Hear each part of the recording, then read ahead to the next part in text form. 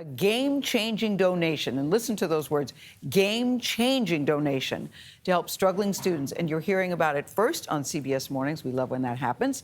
Mackenzie Scott has given away billions since 2020 following her divorce from Amazon founder Jeff Bezos. And now she's donating, here's the drum roll, please, $133.5 million to the nonprofit Communities in Schools, also known as CIS.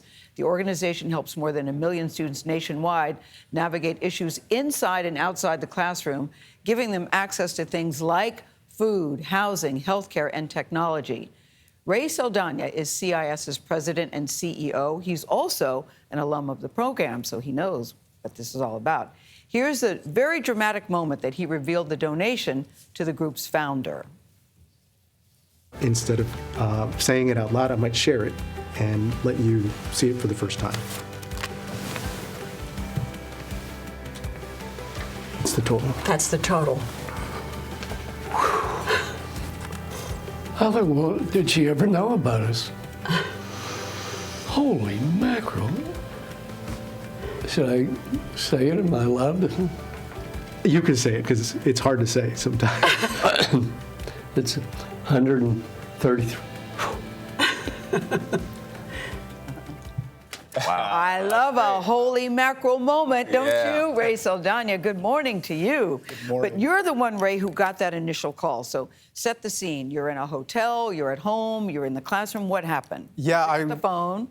I was in a hotel room, and, you know, as a head of a nonprofit, you're always just thinking about the work, you're thinking about the people, you're thinking about the impact.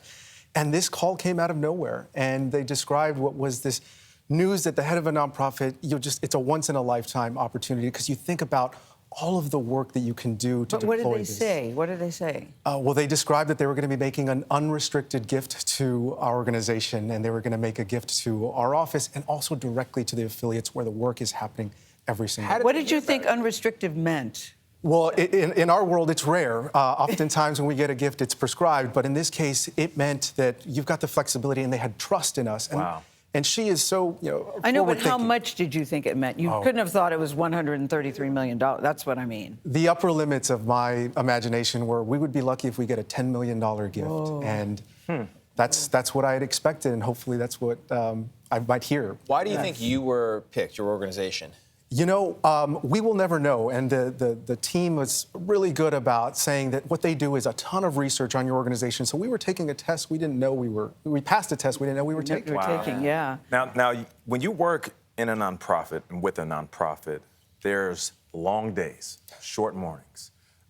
You're oftentimes very exhausted. You work in faith because you don't see the end result. What does this say about the people behind this nonprofit?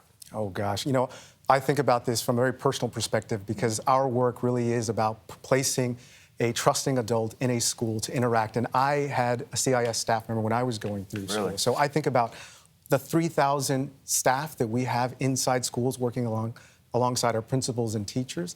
The hope that they now have as they think about expanding to touch more lives and impact more students. It's just incredible because that's not something you expect. You try to reach your ambition and your mission, and we want to get into every Title I school that is serving students of low income. And that's me, that's my neighbors, that's my community.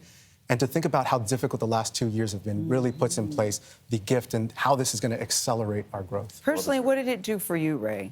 Yeah, so I met Communities in Schools when I met Mrs. Reyes, and we have staff who is trained to go into schools where you work with students, and they not only build a relationship with you, they work on addressing social and emotional needs and removing barriers. And as a first-generation American, first in my family to graduate and go to college, it was, again, the upper limits of my ambition were, sometimes around my environment. So they really expanded the universe for me. And so as I think about how we can do that for more students, especially around how we're suffering so much through the emotional trauma of COVID, this is what we need inside our schools. When you talk about removing barriers, what kind of barriers are being brushed aside because of donations like this? Oh, what this allows us to do is to really, as our name says, bring a community of support inside our schools to empower students to not just graduate from school, but achieve in life. And so some of those barriers for students who have lost a caretaker, whose family member may have lost a job, creating instability, those are problems that sometimes surface in schools in outbursts or students who have their heads down.